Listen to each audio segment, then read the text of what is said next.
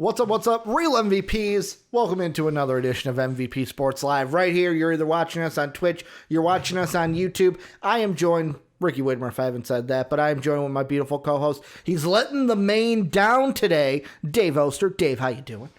Doing good. You know, just it was shampoo day. You gotta let that all, all run.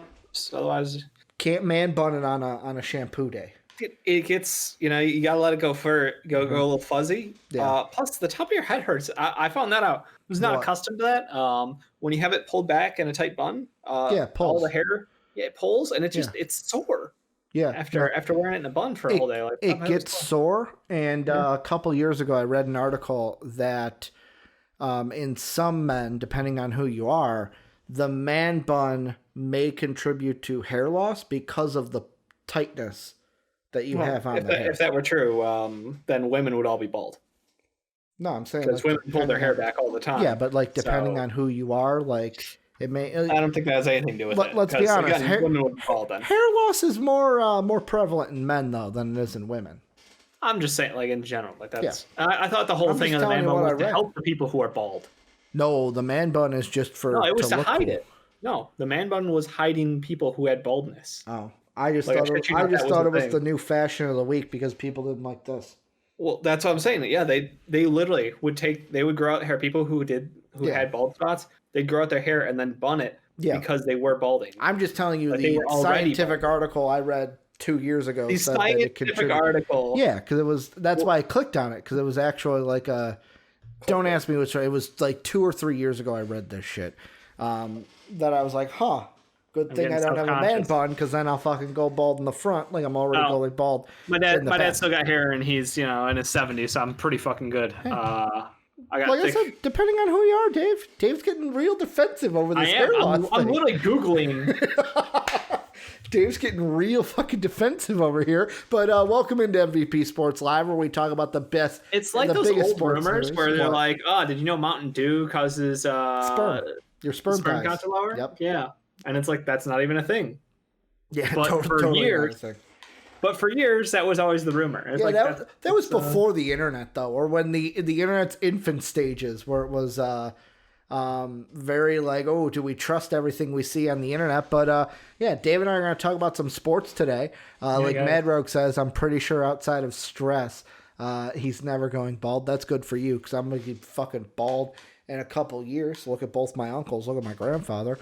You'll see why I'm losing my hair. But Dave and I got some NBA, some football talk for you guys today. Before we get into everything, though, let's get through the housekeepings. First off, the Discord. If you have not joined the greatest community on the internet, you need to do so. Hit up that link either down below on YouTube or ! Discord gets you the link into Twitch chat right now.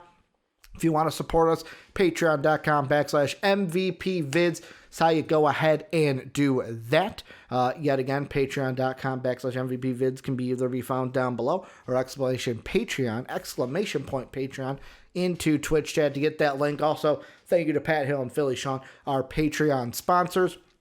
And then last but not least, we're on Twitch every Monday through Friday, twitch.tv/MVPvids. But we are also on YouTube at MVP Sports as well. So go ahead, follow both places, subscribe so you're never missing anything with MVP. And Dave, let's get into the first topic, and we are talking NBA. Actually, you know what? Screw it. We're going to do a little bit of a pivot. I didn't make a graphic for it because I forgot to, but let's do it now before the game actually starts. Let's make our picks for tonight's Thursday night game, kind of talk about that a little bit. The Chargers, the Raiders. You know who I'm going in this one. I have to go with one team, but I'll leave you suspenseful until that. Dave, what do you think about this one? The Chargers, who didn't want to win last week's game, and the Raiders, who are done. I'm gonna take the Raiders in this one. It feels I don't really have a great reason. I like the Chargers as a football team. I like Air Bear. I like Austin Eckler, but he's coming off a quad injury, so I don't know that he will be 100% through the whole game. And again, with the Raiders getting the shit beat out of them last week, they'll lean into that and be like, maybe they have a bounce back week. Maybe they don't. Maybe this is just the buried. the game only matters for one team in my mind because the Chargers are eliminated. So it's like, hey, they're on the we're in draft pick zone. Mm-hmm. So for me, it's like Raiders need to win. Gruden must be desperate. They fired a defensive coordinator. Everything about this has been like, we need a quick correction to what happened just a handful of days ago. So I'm going to lean into that, and I'm going to take the Raiders in this one. See, I'm going to go on the other side. Raiders are done, Dave. They're done. Chargers They're with dead. the win. They're dead. Last time the Chargers were on primetime football, Dave, Air Bear slung it. Air Bear had one of his best games. That was against the Saints on Monday Night Football. Yes, they did lose by 30-27 in that game, but the Saints with Drew Brees very different than the Oakland Raiders on Thursday Night Football. Here's the other thing I'm going to say. I'm going to go off on another point, Dave, because we usually don't talk betting on the show, but this is something to where I am not actually going to put money on the game because I don't bet, but I am going to say if I did, this is a bet I'm taking tonight. I take the Chargers plus 3.5 because if they lose, it's only going to be a 3-point game. So I'm taking that bet, Chargers plus 3.5, because I think they're going to win, but even if they lose, they'll lose by 3 and they'll still cover the 3.5 spread. All right. That's just what I'm thinking. Yeah. I hope there's no shenanigans like there was on Monday night where they try a lateral and they lose by 5. And then they don't cover. But plus 3.5, I'm feeling good for the Chargers. So if you want to take that bet, go ahead and take it, and then don't blame me if you lose it because, I don't bet, but that's one I just feel strongly about in general. But yeah, Chargers, I'm going with them. The Raiders are just dead. Like, is this a game? First off, I'm just going to say this. Is this a game that's even worth watching? ? Yeah, it should be fun. I think that, again, both teams can air it out. Both teams do have running backs that are fun to watch. Mm-hmm. Like, offenses on both sides should not be terrible. So neither one's defense is really incredible at this point of the year. So I expect it to be like a good offensive game. Might be like a 24-28 kind of game. Yeah. I paid it 4 points just to fuck with your line hole. I feel real good about this. Just to fuck with me and my for sure bet. If I had the McAfee hammer, Dave, I'd hammer down on plus 3.5. But let's get in the first thing we're going to talk about, and that is Kawhi Leonard. It just basically fell into our laps. Basically, both of our NBA stories kind of fell into our laps before we went live. And the first one has to come from Bleacher Report, where basically the early kind of details that we're seeing out of this is Sam Amick? I never say his name right. Says, Amick? Source, the NBA has launched an investigation into the Jerry West / Clippers allegations surrounding the Kawhi Leonard acquisition that were detailed in a TMZ report earlier this week. And basically, the report was saying that, there were benefits to Kawhi Leonard that were not in the CBA. There were things they mentioned, Uncle Dennis, which is Kawhi's uncle, basically getting some free stuff in there. I know that you were on the subreddit, Dave, so you probably know more of the details than I have in the article, but I'll ask you, is this going to amount to anything in the end, or will this be just the NBA looked into it but didn't find anything? I don't know. I mean, it depends on if there's anything that actually legitimately gets brought up in the open. Like, there has to be actual evidence. Like, rumors are one thing, but I think the NBA isn't going to want to penalize the Clippers in this golden era of NBA superstar duos right now, especially while they're still trying to get some money back, some capital back after the bubble season. Like, this is not the time to punish yourself. So if there is something that happens, like, oh, what are you going to do? Take away the Clippers 2027 pick? Like, that's the next available pick that they actually own. Go ahead, be my guest. But, there's no immediate consequences for the Clippers in this situation. I feel like it's just maybe it's rumor hunting. Maybe it's a little salty that some people are still feeling a certain way about things. But, look, we've known for a long time that, hey, players are clearly talking, being recruited ahead of time. It's not like there's magically deals done with one minute after the clock strikes midnight. And Kawhi Leonard, someone of his caliber, being recruited by a Jerry West is obviously very intriguing. The whole rumor that there was this middleman that they went through previously who claims the Clippers owe him $2.5 million for being, I was the guy who communicated. I was the guy who, got things on the table for each side. And, Who he is like you put in the Discord from Reddit, that he is suing Jerry West because of that.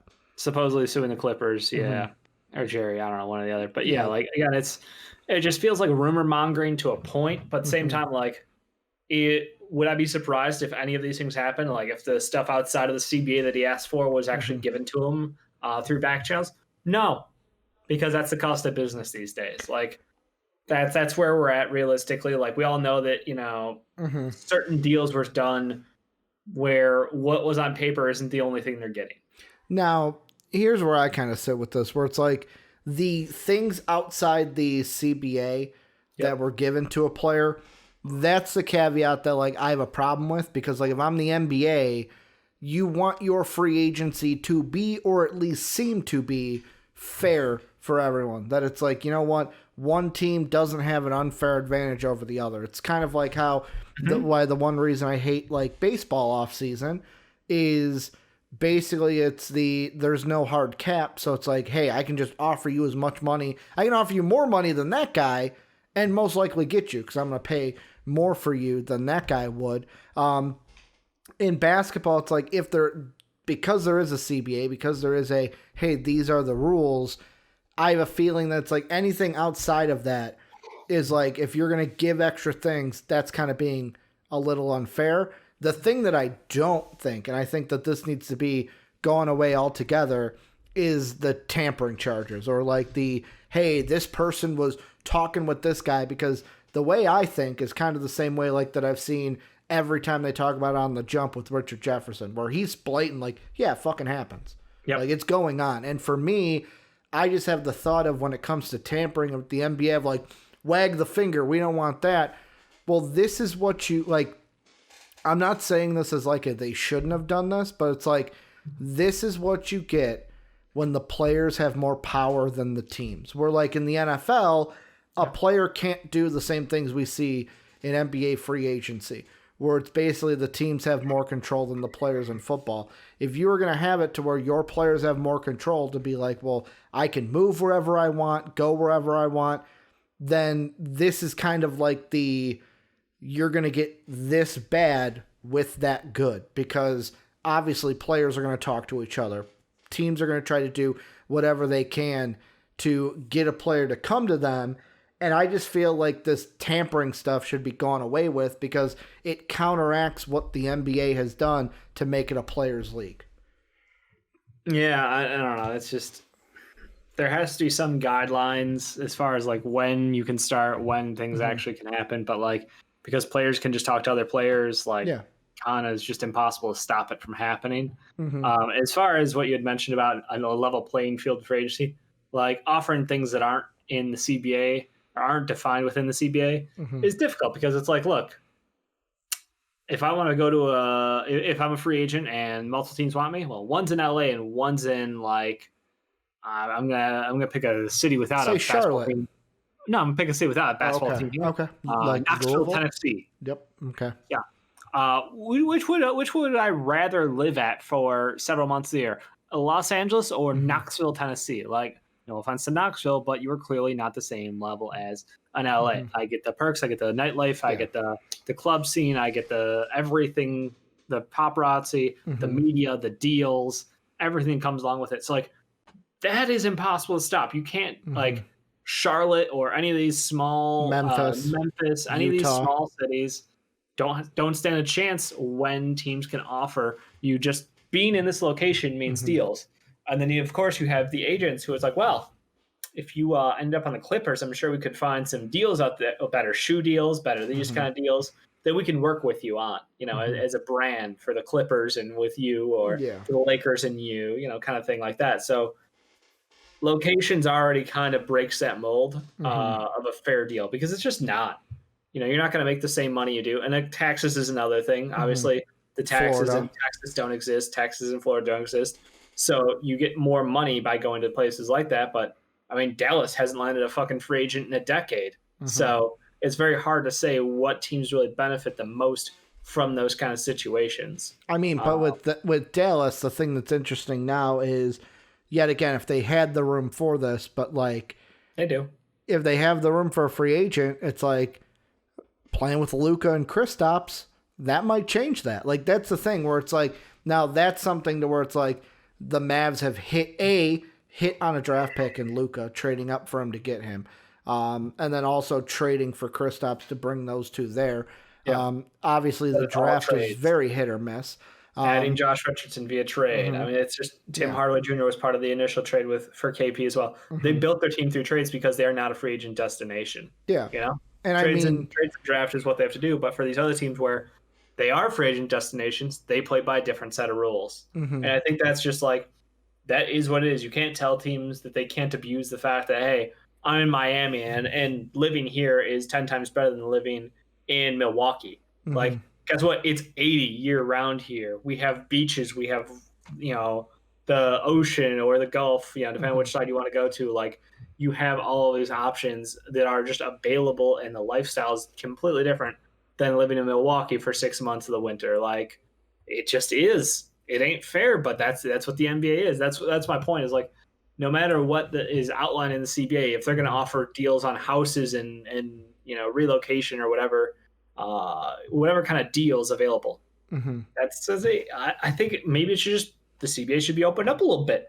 Got to crack it open a little, add a couple extras in there. What do you mean by that? Like, what needs to be added in? Like, I think housing is something that, hey, if a team wants to pay for a multi-million-dollar home or condo or, place for you to live during the season, that should be part of the agreement. Like, you can add that in. I think that's fair because, like, Kawhi is someone who flies from San Diego. He helicopters back and forth on the daily.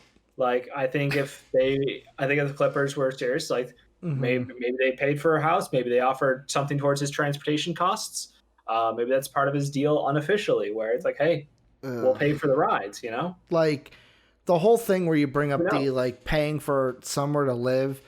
Yeah. The non-analyst in me goes, that's fucking bullshit. Like, a guy like Kawhi makes how many millions of dollars to where it's like, he really needs help paying for, like, a house? You know what I'm saying? Like, this is something where it's like, something like that where I go, that's kind of BS. To where it's like, mainly because of, like, a guy like Kawhi and how much a superstar like that makes, especially when you're going to be like a max contract, super max kind of player. Yep. Like, that to me is just something of, like, I wouldn't even look at adding on an extra $2 million, $3 million, $5 million that you can't put in his contract because the contract is maxed. That's the whole point. It's the, like, how can we pay you more without paying you more?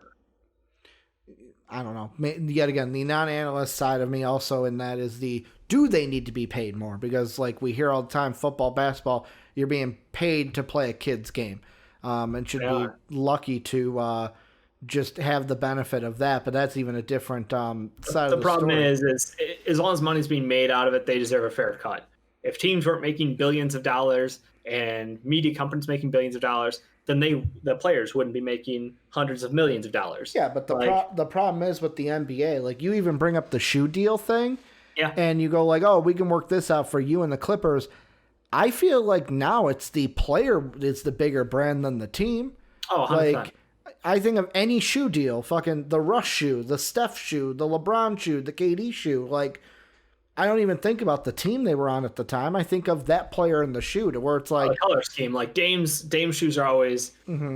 I mean, technically it's black because Blazers, but, like, his color scheme is always fucking lit. It's black and red. Like, Dame's got fucking fire shoes, but they do match the team color scheme. Yeah. And again, it's the fact that, teams and agents and teams in these major shoe companies have relations. Obviously, the shoe companies have been looking out for these kids since they're about 14 years old. So it's not like there's no connection there, but it's like, we can work more deals for you. Say you want to be in commercials. Say you want to be in this. Like, it's just an added factor of benefit that they can offer. I'm just trying to think of anything else that they can, any forms of payment that aren't directly in the contract that they could be receiving. Yeah, I don't, like, to me, I feel like, yet again, maybe this is just me thinking of it, like, if I am fucking State Farm, for example, and I want CP3 in my commercial, like, to me as a person from State Farm, it ain't going to matter what team he's on. If I want that player, I'm going to go ahead and try to get that player in my commercial. Like, that's just how I see it. To where, like, the team thing, the team thing doesn't matter to me. It doesn't matter where you are. Teams don't. Fine. Toss out the team connection then. Yeah. I'm just saying the location of LA is better than everywhere else. New York is better than everywhere else. Fuck the middle of the country. We don't give a shit about them. There are better opportunities for you for marketing. There are better money-making opportunities for you as a player on either coastline or, anywhere between. That's just what it is. Now, I feel like you're too concerned with the whole like marketing thing for like a company going to a team. Like I'm literally just shotgunning out different dumb ideas for how they can pay players more than their contract. That's my point. Or do they let the superstars, and yet again, this is kind of to me a kind of mixed ground to get in because of everything we've seen from the James Harden situation. Is it where, hey, you're going to come, if you come play for Memphis, you're going to have special, like, hey, if you want to travel to LA during an off day, that's fine on us kind of a situation to where it's like a team like that can basically, yet again, now that could divide a team because it's like, wait, why is he getting special privileges and I'm not? Plus, you can't have an entire team do that to where it's like, hey, you guys can all go off and then basically come back when it's time because that's good. That's putting a lot of trust into an entire team. But like the thing is that I think will never happen, even if you're a person like me that would like it to happen because it would mean a more competitive league. Every team is not going to have the same chance to get a player like Kawhi. Like you said, a team like Memphis, a team like Charlotte, just based off of location alone. Hell, even Toronto, because Toronto. A place like that where you're telling me, where would you like to live? Toronto, where it's cold most of the time during the basketball season. Hell, even Chicago. Most of the reason why teams don't want to come to Chicago is because it's cold. Now, there's a part of me that goes like, fuck it, get over it. But hey, during the winter, I will be honest. I fucking hate the cold. Here in the winter. Yeah. Like, I hate the cold. It's just something that I tough through and I fucking get through because it's what I'm used to. And thankfully, this year we don't have to leave our houses. Yeah. And I mean, even when I do this year, it's like, yeah, I fucking wear shorts and sandals sometimes because I'm only walking to the already warm car, and then I'm walking to the already warm house. So I'm outside for what, 3 seconds? Not even? Yeah. It's a slower walk than that, maybe about fucking 10 seconds. But if you're in Miami or in LA, you can go outside, wander the town, do all the nightlife things, and enjoy your life a little more. Yeah. It's a different lifestyle, and I think that attracts different kinds of players. I don't think there's one size fits all, but I do think that from the last 30 years or 20 years of the NBA's free agency, we can definitely extrapolate out the fact that certain markets are definitely more favorable to certain caliber of players. The other thing I did want to ask about this at the end is, so the things that you were reading to me about it when you were looking on Reddit is the whole like, oh, it was a anonymous Laker player. Is Trez leaking all this shit? Okay. I thought I heard you say from Reddit there was something about a Lakers something. Because I was going to ask, is all this coming out basically because of like the whole thing is like, I find it funny. Trez moves to the Lakers, and then we're hearing a lot more things about what was going on in the Clippers organization, and now this comes out. That was me mishearing. I thought you said, that's what it was in your Reddit thing. It said Lakers at the top. Oh, the flare was for the Lakers. Okay, yeah, that's why I thought it was like something like that, but I misheard. Any final thoughts on this then before we move on? No. I think I kind of land on the spot of like, unless they have like literally concrete written proof of transactions being promised, then this will be a nothing, unfortunately, at the end of the day. But again, I think it just brings out the opportunity, like more guys from different salary ranges need to continue to get involved with the Basketball Players Association and try to strengthen the CBA and see what opportunities they can get from. So again, being that they're all capped at the same compensation levels is something that maybe they look into, and they like in the comment section are like, small market teams should have more money. Maybe that should be a thing. I don't know. Well, and like I think of the thing Madroke just put in there where he says in Twitch chat, if that's the case, then maybe that just means smaller market teams need to focus on player development and making stars rather than attracting them. I think of the Bulls. I think of Zach LaVine as the first one I think of with that because, we didn't draft him and develop him, but we traded for him. And basically, with our time here, he's grown into a leader to where it's like because we traded for him and he's gotten a connection with the city, Now I have a feeling like Zach doesn't want to leave, kind of a situation. Now, there was a thing where he did sign with the Kings and we had to match it, but that was what, after like a year or two with us? And they were offering more money. And we were like, fuck it, we'll match it because we want to keep you. Stuff like that can help a smaller market team. Like, look at the fucking Grizzlies. How many people they've drafted that we think are either going to be stars, superstars, or either really good players. Like, different. There is no bad thing that different teams have to play by different rules because of just where you are in the market. It's just a frustration of like, hey, New Orleans did everything right in their minds with Anthony Davis and couldn't build a team that win a championship. Yeah. So he got poached out from their team basically in front of the whole world. We watched tampering happen. You know, Chris Paul, very similar story as far as like he was done with his time there, couldn't get it done. If you look, I mean, shit. For us and the Bulls, Jimmy Butler was a star. Couldn't win with him, you know? Had to move on from him. We'll see how many other players are the like, small team and this star leaves. I don't have a ton of examples because I wasn't really thinking about going to this place, but I am very curious to see how that continues as we see these small market teams with great drafts and how they continue to develop and if they get to keep their players. Again, Giannis is so far the shining example of it is possible, but yet in the back of my head, I still go, this doesn't mean he can't demand a trade. Yeah, and I mean, even like Gordon Hayward can be used in both situations where he was with Utah, then wanted to leave Utah. They had to match to keep him. That's how he got traded to Boston. But then even on the flip side of like, he could have stayed in Boston, which is a bigger market than Charlotte. But no, he decided to go to Charlotte because that's where he wanted to go years ago. And he was like, now I actually have the time to do it. Like, a role had a lot to do with it. He was going to be the fourth player on the Boston Celtics and on the final year of a non-guaranteed contract versus a long-term deal and the star of the Hornets. Yeah. I mean, I think that had a little something to do with it. Too, though. Like, that's the thing. People are pulling in, and yet again, we don't know unless Hayward comes on the show, which he's always welcome to, Gordon Hayward, if you're watching. But I mean, it's just everyone's pulling the, well, he wanted to sign there years ago. Now he got to because, like, he didn't spur them for, like, the Boston thing, roll. But, like, why would then he spur the Pacers over the Hornets? Because he would have been the star of the Pacers easily.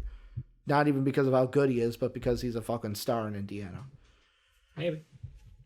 But who knows? Next thing we're talking about, Dave, though, is James Harden again. He's in the news, but more so in the news because, the Rockets have opened up and said we're looking at playoff contenders. They have talked to many playoff contenders in both leagues, but also the 76ers, it's come out, has opened up and said, okay, we might be able to trade Ben Simmons for James Harden.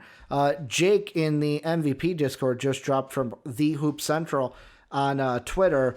The Rockets want Ben Simmons, Matisse Thybulle, and at least 3 first-round picks in exchange for Harden. Dave, let's start there because that's what we got. Simmons, Thybulle, 3 firsts. If you are Daryl Morey and the 76ers, yes, no, or can we work here? I think there's ground to work. I think that's an interesting base to a deal. Ben Simmons, Harden, like I get that. You need to add on Matisse Thybulle. The first round picks we're expecting to be somewhere in the range of 24 to 30. So like the value on them is pretty low. That's why 3 is the number. And hopefully that 3 pushes far enough out because it's every other year. Yeah. That there's a chance that last one pays dividends as far as maybe that one they could have a top 10 pick or they could have a top 15 pick if Joel Embiid is broken and James Harden decides to leave after 2 years, you know? Like that's always the hope with these long-term deals a la the Clippers and the Shai Gilgeous trade for Paul George, where they've given up so many picks towards the future that the Thunder were like, hey, if they suck in 4 years, we have great picks for a long time, you know? So my guess is, and now there are conflicting rumors, of course, about no Ben Simmons in this deal. Yeah. We'll see. But I think that Ben Simmons, Matisse Thybulle, and 2 firsts is probably the sweet spot, or it could be a first and a pick swap. Mm-hmm. Somewhere in that kind of compensation range. A first, 2 seconds in a pick swap, maybe. Yeah. Yeah. That's my final offer. Ben Simmons, Matisse Thybulle, a first, 2 seconds, and a pick swap. And yet again, I'm going to come at this from the Rocket side because the thing that the Sixers do have is they have Daryl Morey on their side, and Daryl Morey is really good at working deals. It's pretty much right now him and Presti. I would say him and Presti are. I would have if they were on my team. No, I'm not saying Morey's better than Presti, Dave. No, I'm just saying if he's one of the best, so you got to look at the deals he's made most recently. Okay. Like his end of tenure with the Houston Rockets, he obviously made the deal to bring in Russell Westbrook because his arm was tied behind his back. Yeah. And he was being pushed in the dirt because James Harden didn't like Chris Paul. Yeah. And that was just whatever James wants, James gets. And then obviously we saw the deal where he helped flip over the entire Timberwolves roster to get Robert Covington, which I think was a fantastic trade. Like, or even the trade he just did with the 76ers to flip Horford, who we thought was untradeable. Sixers and Thunder, and then they Josh Richardson to the Mavs to get Seth Curry. Yeah. I think he's had more hits than misses. I don't think he's untouchable, though. Yeah. Well, no. Is anybody untouchable? Like, that's the thing. Danny Ainge. Yeah. The war chest, Dave. He's got the war chest. Danny Ainge is untouchable because he doesn't even enter the fucking arena. That's why he's untouchable. He's the kid that, like, you know how we say you miss the shots. You miss 100% of the shots you never take. The way Danny Ainge thinks is I hit 100% of the shots I never take. That's Danny Ainge. But, like, for me, if I'm on the Rocket... We're going to hear after James Harden gets traded that the Celtics offered Jaylen Brown, Kemba Walker, 17 first-round picks. Romeo Langford, Grant Williams. Yep. Literally, their entire roster plus picks. And the Rockets just turned it down. Dude, Rockets didn't want it. We'd even take PJ Tucker off their hands, too.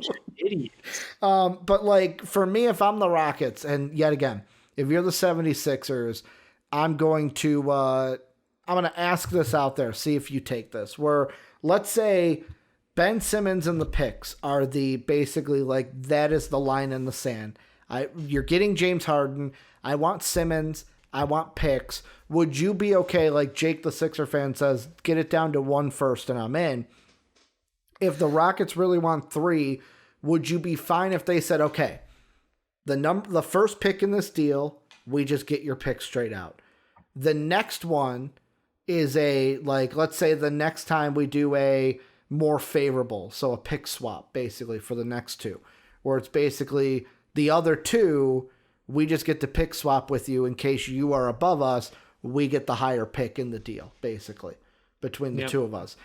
I'm sitting there. If I'm the 76ers, that is something I could sit at and go, okay, like I'm only giving you 1 first. I'm still keeping a pick.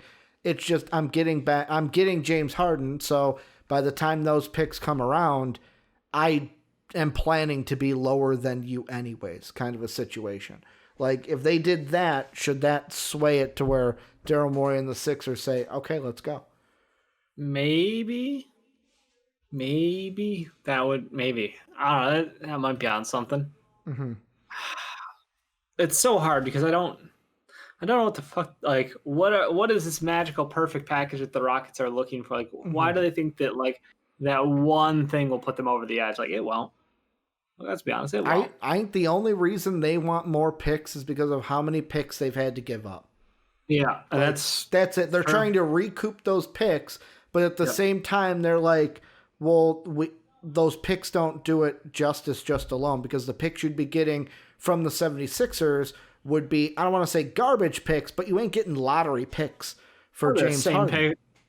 They're hoping they're the same kind of picks that they're giving up, you know? Yeah, but they won't, because you've just given up Ross, and now you're giving up James Harden. You got John Wall and Boogie. Okay, put some respect on the motherfucking game. Like what? John Wall and Boogie have a chance to get you at most, like at your highest potential, I say like 5th or 6th seed, but like there's a chance it's like, what, you're the 8th seed? And then what, that pick that you gave up is a higher pick than what you would be getting down the line from the 76ers. Yeah, but it's in the same range. You know, that's all they're trying to say is, hey, as long as we're in the same range. Still got a table. And yet again, like, I'm going to say this on the one side more than the other. One Boogie injury from that going down? Because I would say Boogie's more of a, like, yes, I have the injury questions about John Wall. Let's see if he can stay this year fully healthy first. But like Boogie would be the one where it's like, can he stay healthy? Because how many seasons since that Pelican season has it been like, oh man, I'm really excited for Boogie. It's going to be, oh fuck, he's injured. Oh man, he's going to come back for the playoffs. Oh, it's really great. Oh fuck, he got injured again? Like, that's been the story of Boogie.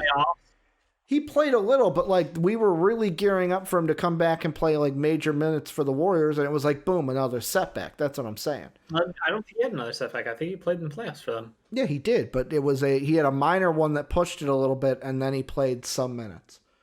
Okay. Yeah, I believe, someone fact check me if I'm wrong. I thought he was supposed to come back the beginning of the playoffs and then had a minor setback. The point is, Boogie has had setbacks since that injury with the Pelicans. So it's like, what, he gets injured again? And then it's like, that's fuck. Setbacks. He's had multiple injuries. Mm-hmm. He's had multiple injuries of different body parts. Mm-hmm. Like, when you're that big, that tall, that strong, that fast, your body's not meant to hold you up anymore. It's unfortunate. And if you're the 76ers, I'll say this because there's conflicting reports. What are you more keen on keeping, Ben Simmons or your picks? Because to me, I think the question's easy. I mean, if I'm the Rockets, what do I want more? No. If you're the Sixers, if you're the Sixers, what are you more? I'm giving up 17,000 picks. It doesn't matter. But that's me. You need Ben Simmons to be moved in the deal. Mm-hmm. Like, they won't. And again, Jake, I'm sorry. They just won't take your trash in Tobias Harris. Mm-hmm.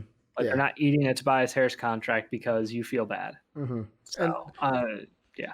And like that opens it up. Like the one thing ESPN said is that they have talked to numerous playoff contenders. And like you think about it, it's like, could teams like, and yet again, I know we've talked numerous times about like, oh, Miami's been thrown out there, Brooklyn's been thrown out there, but like when they say open it up, could there be conversations to where are the Jazz going to get involved? With basically, there's rumors that Rudy Gobert could be traded. Could that be a deal where the Jazz go, hey, we'll give you Rudy, and we'll give you as many fucking picks as you want. We're fucking getting James Harden. They're a team that I look at. Like, what does Rudy Gobert do for a team who just signed Christian Wood to a big deal? I don't know, Dave. I'm not saying the Rockets do it. I'm just throwing it out there to see, like, are they talking with the Jazz? Are they talking with the Mavericks, who I think would get involved in a heartbeat? Are they talking to a team like I'm not going to say it. Atlanta would be funny just because it's like, hey, James, you don't have to fly anywhere. You're right here. You're right here. You're right where you want to be. Like, you don't have to go anywhere. Hell, is there a team like the fucking Suns or like the T-Wolves or the Warriors or like, especially in the West, there's so many teams that are in the hunt playoff-wise. It's like when they say they've talked to many playoff contending teams, are there any that we haven't necessarily hit that this opens up the door to? I mean, we kind of ran through this list and I feel like we kind of hit every team of like who they would and wouldn't trade to, but if they are getting more desperate, I mean, maybe they do open it up. Because like the Mavs are one to me that I look at. I seriously do. I look at the Mavericks because we just mentioned in the last one, or I did, they've got Luka, they've got KP, like yet again. It seems like they just got the complimentary piece though with Josh Richardson. Would he have to be included in the deal, you think? I think so for cash to work. I think Tim Hardaway Jr. You could go. I'm gonna pull up the Mavs and try to work something out. But like the problem is that team doesn't have necessarily the young star that they're looking for. That was the verbiage. And again, like, yeah, Tim Hardaway Jr. is now on the Ben Simmons level. He's much worse than Tobias Harris even. Or I guess on par with Tobias Harris because contracts, even everything out. It's very tough. Let's see. Very tough to try to figure out how that would work out for them because it just doesn't. Yeah, I still like the Clippers. I think that would be fun. Suns don't need them, don't want them. The Kings are a dumpster fire and could do it. That, you know what? That's the one where I'm like, wild card team. I know they're not a lock for the playoffs. Is Buddy Hield the young star? I mean, he's in his prime. Like he could like a Hield. I would fucking even throw Harrison Barnes in that deal. What Hield, Barnes, and picks to try to get James Harden over. What'd you say? I'm thinking. Because here, Yeah, I'll pull up and the I think Kings. the I'll pull up BI the deal with New Rockets. Orleans. I think the Kings and maybe a Buddy Hield plus deal could be interesting. I think that the Clippers could do something interesting. Like the T-Wolves, I know Cat D'Lo fun party, but like I would give up Anthony Edwards and whatever the fuck else they wanted in a heartbeat to get James Harden. Mm-hmm. Like you're already not playing defense, you might as well just let him have fun. And that would at least that's like the Jimmy Butler move though. But it's like yeah, it gives you the best chance to win, but you might not like how winning is done, you know? Yeah. I think that one actually I like that the most. Because if I'm Memphis, I'm not doing that to my team. Mm-hmm. San Antonio is weird just because it's polar opposites of personality, like and James. Yeah. How could that work? They don't have any. I mean, well, we like some young players on their team. I don't know if I'd call any player on the team a star yet. So with the Kings contract wise, if you're going to try to work a deal revolving around Harden going to the Kings, and then Buddy Hield and Barnes going to the Rockets, with the salaries coming in, Barnes and Hield are actually about 4.1 greater than what would be heading out. So if you're the Rockets, you would have to also give up about 4.1 in salary. Well, that's the thing. I thought about PJ Tucker. He's at 7.9. So that means the Kings would either have to throw in like a Tyrese Halliburton, like Not doing it. they would either have to throw in like a Tyrese Halliburton, or maybe would Rashard Holmes work there, or would that also be too much? Here, let me see. Let me throw PJ back in. Rashard Holmes. Yeah, that wouldn't work because then the Rockets would have to get like Holmes is at $5 million to where it's like basically I think for contract either a third team to alleviate something from the Rockets and or you're getting PJ Tucker or trading Tyrese, which I wouldn't want to do if I'm the Kings. Well, yeah, the problem is like they would probably want.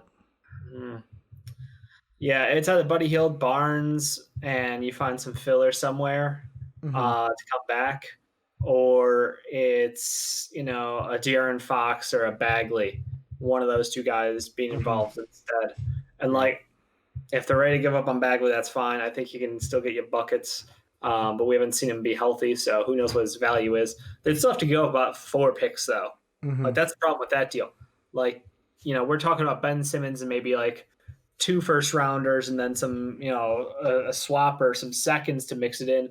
Like if you don't have a Ben Simmons caliber, you're going to like 4 first-rounders and pick swaps in between. Like that would be a massive sacking of Sacramento. So that's the problem. I've got one that may work. So you're gonna have to wait until the end of December to pull this deal off. But I don't know. It might be enough to risk it. If you're the T-Wolves, do you throw this package along with picks? Probably. Rubio. So Rubio, Jared Culver, Anthony Edwards, Naz Reid. Because then you're looking at it from a Rocket side. You're getting Rubio, who yet again the thing is though, can him and John Wall play together? Like can one of them play the two? But... Not great. Or is it like, hey, okay, Rubio runs our second unit then? Yeah, I think that works better. Jarrett Culver, who yet again young player who still has some upside. Some people believe. You're getting the number 1 pick, who, yes, I think he's a bust, but there's some out there who don't think so. Yeah, you just let him go. Yeah, I'm out there. Yeah. And then you're getting Naz Reid for contract. Like, you need like a 1.5, 1.3 to make it work. So it's like either I threw Naz Reid in there just because, like, fuck they Naz might Reid. want McDaniels. Yeah, they could do so. McDaniels is 1.9. You also have like Rondé Hollis Jefferson fits that. Jared Vanderbilt, Noel, Cook, Charles Brown Jr. One of those guys, basically. They really want McDaniels for the upside. So okay, then I'm gonna put. They're hunting now. They're hoping for a young star here, and the possibility of a Edwards and Culver and McDaniels. All one of those 3 guys should be something. Yeah. So the deal of whatever. So because of Gallagher. McDaniels and Edwards, you'd have to wait until after the 29th of December to make it work. That's fine. That's fine. That's 2 weeks. Yeah. Like, yet again, if you're... I think that's actually... Could you imagine that team? What, Cat, Harden, and D'Lo? Okogie and Beasley? Mm-hmm. Yeah. You still got Jake Layman out there to fucking play some wing defense. Wancho's still there. Ed Davis, bouncy rebounder. I mean, yes, you got a little depth issues but you can make it work. You could make that work easily. Again, I think that team would be much better off if they flipped. And again, this is a dumb move, but it's their best chance to win, I think. Yeah. Because I think that their timeline is so fucked up because Cat's already on his big contract, and D'Lo is on his big contract. So you're just like, how do we make that third star happen? You don't want to wait years for Anthony Edwards to figure it out, or Jared Culver to figure it out, or Jaden McDaniels to figure it out. You can go get a superstar. Why not? Yeah. Give me 2 firsts, 2 swaps, Rubio, Edwards, Culver, McDaniels. Wait, James Harden. Say that one more time. 2 firsts, 2 swaps, Rubio, Culver, Edwards, McDaniels. Yeah, no. That, like, for the T-Wolves, like, fuck it. Does that pan out for money? Yeah, it does. Because it's the same players I used. It's okay. Rubio, McDaniels, Edwards, and Culver all work contract-wise. And then what, you're saying 2 picks and 2 swaps. Yep. Which would fucking work. I'm trying to work... That deal. The one that I thought of, and yet again, I don't know if this is a playoff contender. I would still need to cut about 300,000. So let me find one really quick. Fucking sure, you're a rookie that I can throw in. Yeah, this is nowhere near the T-Wolves deal, but if you're the Rockets, what about if the Spurs call up, you get DeMar DeRozan, who can play with John Wall and Boogie right now. Lonnie Walker, Keldon Johnson, Trey Jones.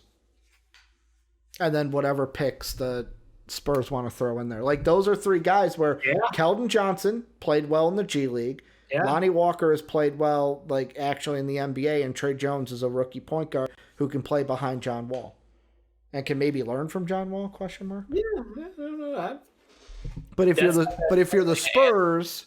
And some picks, obviously. Yeah, if you're the Spurs, do you want to give up picks, Walker, Johnson, and Jones? DeMar, you're willing to give up anyways, because I think that we're all for it. But if you're the Spurs, do you want to add James Harden to the Spurs? The problem is like, what does that do for the Spurs? Like, then their lineup, is DeJounte, James Harden, question. I got to look at the Spurs fucking roster right now. So, what? It would be DeJounte, you've got Harden... At the 3 might be Rudy Gay, or is Rudy Gay at the 4? Devin Vassell is also on that team. How much is he? Great. Ooh, I want Blurry. How much how early is he going to get in that starting role? He already looks like a stud. Yeah. Just saying, I called it. So what? DeJounte, Harden, Vassell, then Rudy Gay and Aldridge. Rudy Gay and Aldridge, Jakob like. Derek White, Patty Mills off the bench for the guards to fill in. And then, you got a little bit of wing depth issues with Rudy Gay being your only real, and Trey Lyles, I guess. Mm-hmm. Drew Eubanks showed a little bit last year at the backup 5. Yeah, you know what? That's not a championship team, but that's a playoff team in the West at least. Unless, and this is the only thing I'll throw out there, DeJounte Murray got a whole lot better overnight. Unless instead of Keldon Johnson or Lonnie Walker, if you can throw in Derek White instead. That way it's like you have because Derek White more of the point guard side, or at least he's listed on the depth chart. But then you can try to keep a Keldon Johnson, keep a Lonnie Walker who might fit more of might not have wing depth. I could move Lonnie and Derek White and keep Keldon. I think preferably if I was a Spur. Those I would rather. Do you think the Rockets would be okay with that though? I think Lonnie's got star. I think Lonnie has some interesting potential. I don't want to say star potential, but he's got explosive potential. Yeah. And Derek White's just a very good, above replacement level player. So again, like a package centered around DeRozan, who is a aging star now, and then Lonnie Walker, who you could try to mold to be a future star. Yeah, it's tough. It's not as good. It's not just as good not as Ben Simmons. Like if you're getting Ben Simmons, you're Ben Simmons. Ben Simmons package and the T-Wolves package that we assembled are both really clean. Yeah, I like both of those. Fucking T-Wolves. Give me the GM job. I'll make the deal done by tomorrow. He has flipped that whole roster in a matter of a year. I think that man deserves a fucking Medal of Honor. Medal of Honor, Dave. He's getting a Nobel Peace Prize from the NBA for his work. He flipped the T-Wolves roster in a year. Yes, absolutely. And with the Spurs, the last thing I'll throw in there is, for me, it makes sense for Harden because LaMarcus is your team is your team leader, so Harden wouldn't have to step in and be like the leader or anything. And you have a guy like Pop, who it's either going to go one of two ways with Pop. Him and Harden are going to clash, or Pop can actually work with Harden and make it work. Kind of a situation. Pop takes him out for a glass of wine. They discuss things over dinner, and hopefully everything goes good. Yeah, maybe it works better with Harden and Pop than it does with DeRozan and Pop right now. DeRozan's done great there. Get the fuck out of here. No, but the whole thing of he wants out of town is what I'm saying. Yeah, they're not going to win a championship. He grows into the last year of his prime, so he wants to go play for a team that can win. Good point. They're on other ends of the fucking spectrum there. They're just trying to make things work. And for the memes, someone's got to come up with an Atlanta trade at some point. Yes, just for the memes, because there's no Vegas team yet. John Collins is the centerpiece of that deal. Yeah, John Collins. Do you throw in Cam Reddish on that deal? They would probably ask. I would give him Kevin Huerter. I would give him DeAndre Hunter. But I would not give up Cam Reddish. Fuck it, Dave. We'll do it right now, real quick. All right. One more. The problem is, John Collins, he already got Christian Wood, as we talked about earlier. Christian Wood's cool and all, but John Collins is just better. Yeah. No, you're right. Deal with it. So Harden heads over. We're gonna put. You said John Collins. Where's John Collins? John God, he's only making $4 million right now. His last year of his deal. Yeah, he hasn't signed that new deal. He signed an extension. Yeah. So you said John Collins and Kevin Huerter. Yeah, that's a centerpiece of the deal. And then they got contract filler from somebody. So we would have to clear $32.5 million to make that deal work. Tony Snell. Clint Capella can go back home. Tony Snell can be in that deal. Are you sending Clint Capella out? Yeah, I don't want him back. Okay, I don't think they want him back either. All right. Though. This deal. This is a 3-team deal. Yeah. Is it a 3-team deal? Would it have to be? Clint Capella. Clint Capella goes to the. What team, Dave? Rudy Gobert, Clint Capella, and the Rockets in a 3-team deal. All right, so I'm adding the Jazz. Clint Capella goes to the Jazz, Dave? Yep. Where does Rudy Gobert go? The Rockets or the Rockets? The Rockets. Why not? This is a travesty on air. I don't know why we're making this a whole long segment for this one, but I'm just kind of whatever. The Rockets would have to give up $2.3 million in that still. They'll figure out something. Yeah, I had it working. Fucking Gerald Green can go over to the Jazz. Nope, still fail. Oh, player recently signed. That's it. So Eric, this is the nightmare train of James Harden deals. Would not be able to happen until after February because of Gerald Green, or find someone else. But basically, 2.5 is what you're working with. Rockets get Gobert, Tony Snell, John Collins, and Kevin Huerter. Hawks get James Harden. Jazz get Clint Capella and Gerald Green, or the 2.5 salary from the Rockets. They would need some talent from from the Hawks. Hawks probably. Yeah. Multiple firsts, obviously, going from the Hawks to both the Rockets and the Jazz, probably, because the Jazz are downgrading. Going from Rudy Gobert to Clint Capella. Oh wait, it's all over. What a Shams tweet. Oh, they're not trading Ben Simmons. So Daryl Morey said they're not trading Ben Simmons. He is an important part of the future. Okay, then I don't believe it. That kills the first part, but whatever. We're workshopping trades elsewhere for James Harden. But Dave, let's move on. We'll do Wet Boys, and then the topic we pushed over from yesterday in college football, and the show there. We'll do Wet Boys next. The dampest of dudes, saggiest of shooters, the moistest of men, and sometimes the mistiest of the misses. Dave, these are our Wet Boys, the players of the day that we like to give love to. And today we have a special one. So Jake wanted to vote for a patron wet boy. His vote is being pushed to tomorrow because Marcus Rashford is playing today. Don't work like that, Jake. Don't work like that. Games have to be from Thursday for this to count, unless it was something like we made a special tribute to when I gave it to, what was her name? It cheated, but I allowed it. No, it wasn't cheating. It was the, what was her name? I think her last name was, her first name was Kim. She went from the Dodgers to the Marlins and was the first woman hired in the front office. That was the only same day one we've ever had. It's cheating. But then Wednesday, Jake. It has to be from Wednesday. I fucking forget days. I barely leave the house anymore. Thanks, COVID. Well, not thanks, COVID. Yeah, say you wouldn't leave the house if you had choice. I would leave the house. Like I would go to eat with you, but it's like I'm not leaving the house as much as I used to. I'm 80% of your social plans. Basically, let's be honest, Dave. Like basically, this would happen over a nice plate of B-dubs if COVID wasn't a thing. But today, we have 2 wet boys. Here's how we're going to do it, Dave. 2 wet boys, 1 card. How we're going to do this is I will introduce the wet boys. Yep. I'll let you take it away, though, after I introduce it, because Dave and I had a special wet boy. Now, I named it under my card, so I'm hoping that this switches over. If it does not, then I'm going to have to change it. But, Kofi was mine yesterday, but today Dave and I going with a duo for our wet boys.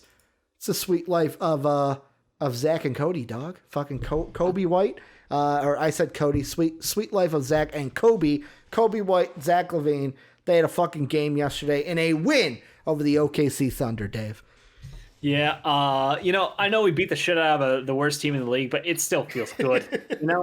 I know they're tanking for Cade Cunningham, and that'll be great and all. Mm-hmm. In the meantime, the people who were sniffing their own farts talking about Lugensdort being the greatest defender in NBA history, they can go eat a bag of D at this point. I love how you say sniffing your own farts, but eating a bag of dicks. Nope, that's too far, Dave. That's too froze on the D word, and he's like, nope, got to say D, not dicks. That's why. But, I mean, Dave, right. It's not the S word or the V word. I can't say what they are because Twitch will come after us. True. But dicks ain't the S or the V word. People don't get offended over dicks.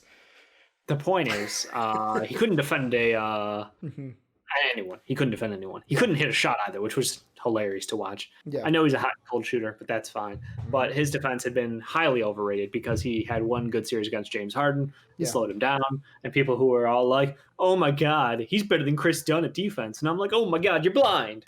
Like, no, Chris Dunn was the best defender for guards in the NBA last year. He didn't get the credit he deserved. And I will just continue to crusade for him on that behalf. So I was extremely happy to watch Zach and Kobe torch their asses. Kobe White had an 18-point third quarter, in which case he hit one shot, and then he just decided that it was Kobe time and took over the game. It was awesome to watch because he has that confidence in his game. And then even our coach, who's not an idiot this time, is like, let's call some plays for him. Let's set him up with high pick and roll screens. Oh my God! Like crossing half court, he's getting a screen already. And then Kobe's got the best first step in basketball at times. He just gone. Doesn't it feel good to actually have a coach that's like, oh wait, he's hot. Let's actually call plays for him rather than grit and grind. And we had determination out there. Kobe White and Zach LaVine, less plays for Lowry Markkanen missing threes. So what I heard last night from the watch along crowd was that Markkanen didn't look terrible yesterday. Looked most improved player like.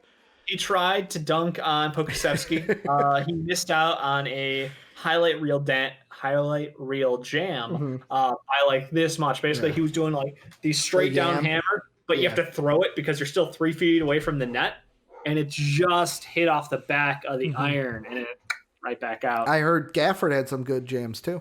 Gafford dunked one hard. Hutch actually yammed one home too. It felt embarrassing after a while, but I really enjoyed it. Yeah, you even said Cristiano Fellatio got some minutes. Looked good. Yeah, the Fellatio got some minutes as well. But yeah, sweet life of Zach and Kobe. I can't wait to see them play all year this year. But Dave, let's talk a little college football to end the show. And basically, this was something I wanted to bring up yesterday, kind of as like a almost preview to what we're going to see this weekend, because a lot of shit can go down. Basically, first off, this was yesterday on the Pat McAfee show. Pat McAfee was, I think it's for the memes, also because he was on game day and pick Cincy to be in the playoffs, so he wants to be right. He was very adamant that Cincy is being screwed in the rankings. They moved down over a team that has lost 2 games. How can this happen? And basically looking at this weekend, Dave, we're going to try to answer the question of can Cincy make the playoffs? Because this is what we got. First off, game tomorrow. So the game going on tomorrow is the Pac-12 championship. Was going to be number 13 USC versus Washington. Washington had COVID issues, Dave, so they are now out. Oregon now is put in. So tomorrow's game is number 13 USC versus Oregon. Even if USC wins that game, I don't see them being in the playoff picture. No, they're not jumping right in the slots. No. Like, we even have number 12 Coastal Carolina as a 3.5-point favorite over the number 19 Ragin' Cajuns. Hey. Even if they win, I don't see them in the playoff hunt. Georgia game is canceled this week. You also have Indy. So Georgia at number 8, game canceled. Indy at 11, game canceled. Those were makeups from earlier in the year. Indy was against Purdue. Georgia, I want to say South Carolina. Don't quote me. Doesn't matter. Game ain't happening. The other games we have, though, that are interesting. First off, the SEC battle. Okay. Number 1, Bama. Number 7, Florida. Bama is a 17-point favorite. Florida's a good team. Let's be honest. They are a good team. Kyle Trask has done some good things this year, but can Kyle Trask and Kyle Pitts and this Florida team, can they dismantle the juggernaut which has been the Alabama Crimson Tide? I don't think so. Dave, what are you thinking? Not a hope in hell here. Bama's too big, too strong, too fast. Can't lose. Mm-hmm. It just feels like they are on a different level. They've got better weapons. They got better, bigger linemen. Like, everything about Bama football is just it's on steroids. Yeah. Not the players themselves, perhaps, because I can't officially say it out loud, but they're some big boys. They feed them differently, you know? They're just, as Soapy would say, they're just built differently. Their strength and conditioning deserves some heavy credit. They are always in great shape. So, Dave, I'm writing down here. We both have Bama with the win. That means Bama would probably stay number 1. Bama sliding down. Yeah. So Bama's number 1. That puts in, I'm going to put the hunt category, Florida, because they would be above Cincinnati. They'd be at 7. So we'll see where we want to put Florida after this. Number 2 gets decided in the ACC, Dave. Number 2, Notre Dame. Number 3, Clemson. This is the game of the night for most people. Although they are number 3, and they're only number 3 because Notre Dame beat Clemson when they didn't have Trevor Lawrence. Trevor Lawrence is back. Clemson is a 10.5-point favorite, Dave. Yeah. This is a game to me, I don't know how it's going to go. I feel like Clemson wins this, no problem, because they have Trevor Lawrence back. But this is a game, no matter, if you are a team like Cincy on the outside, no matter who wins this game is a plus for you. I want Clemson to win by about 30. Okay. I want them to embarrass Notre Dame on national TV at full strength now and prove a point that Notre Dame does not belong in the top 4. Because if Clemson does demolish them, there's no way Clemson stays in. Or not, I'm sorry. No way Notre Dame stays in is what I meant to say. I think if it's a blowout, then no. There's not a chance. Like, even if they if it's close, then they might stay in at 4. Even if they cover and lose by 10, I think a 10-point loss isn't close enough. Like, it would have to be a 3-point loss. I don't know. I think 10-point loss. We have to wait and see what else happens. But I think it'd stay in if they don't get embarrassed. So for right now, we'll say Clemson at 2. They win the game. Notre Dame gets bumped to in the hunt. Number 3 then opens up, and the question is the Big Ten championship then. Number 4, Ohio State. Number 14, Northwestern. Ohio State opens up as a 20.5-point favorite. I know any given Saturday is a thing, Dave. I know Northwestern has played well this year. Pat Fitzgerald may be playing for an NFL job in Chicago. Who knows? But Ohio State, it's pretty simple here. Ohio State, win and you're in. But based off of the ACC, win and you're just not in, you may be having a rematch with Clemson in a playoff matchup because Ohio State's moving up to 3, right, with a win? Yeah.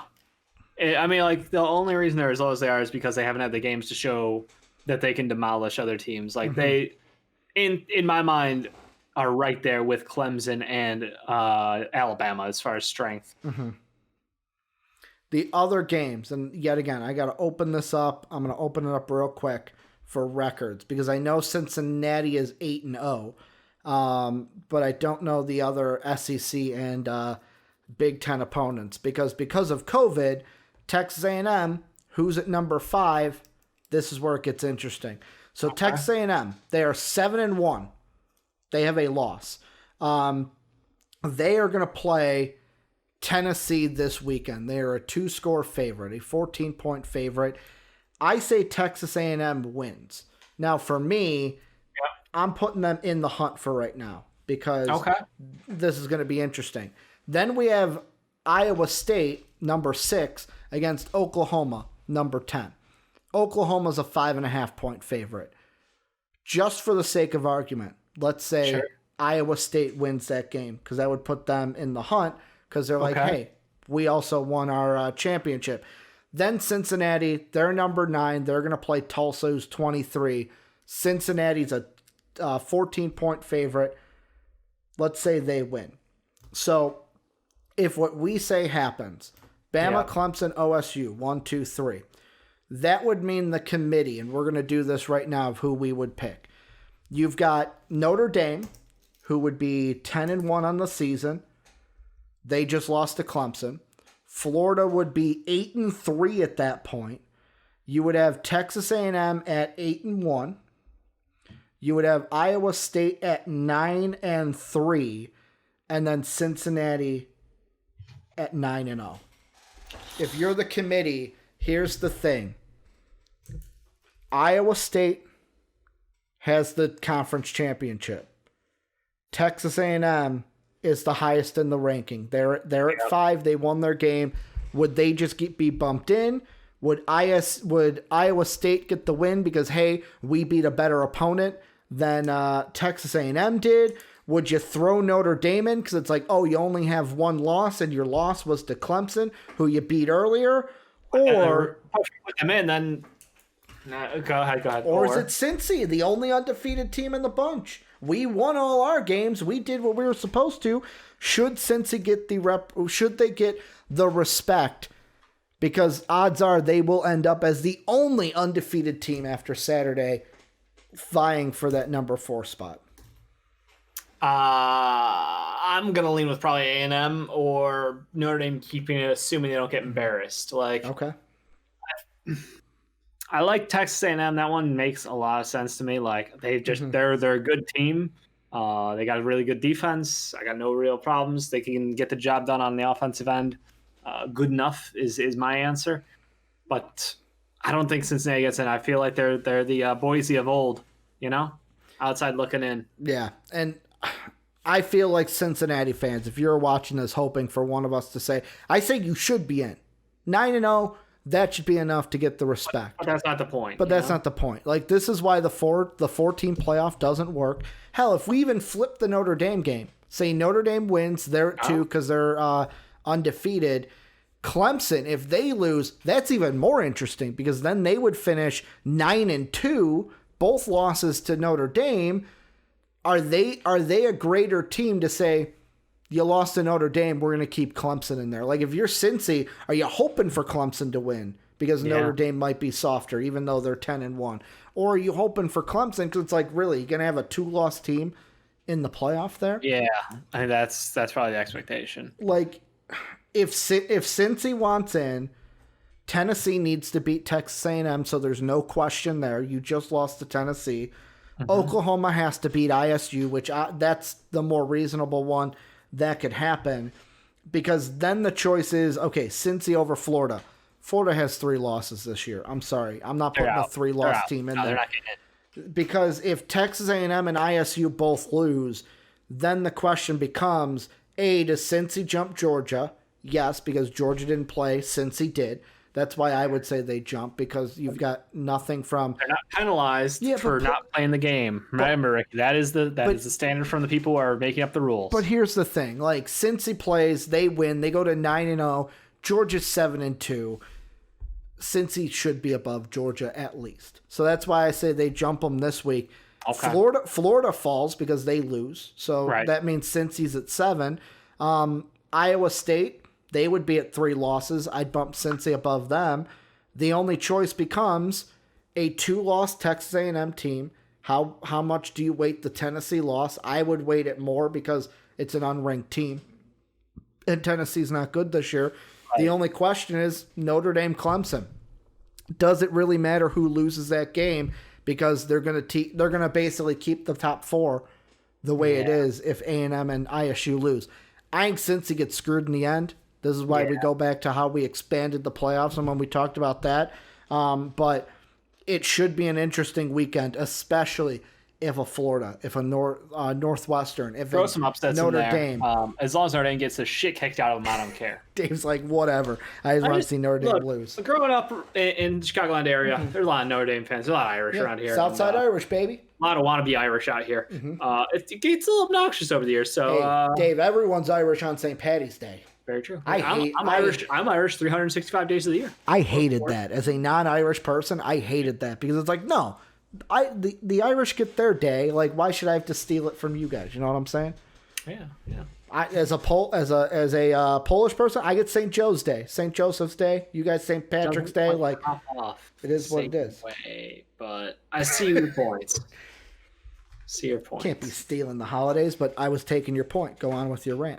I'm just saying, they're a little spiteful. Maybe we'll jab at Earl Perel or Sean, big NB fan.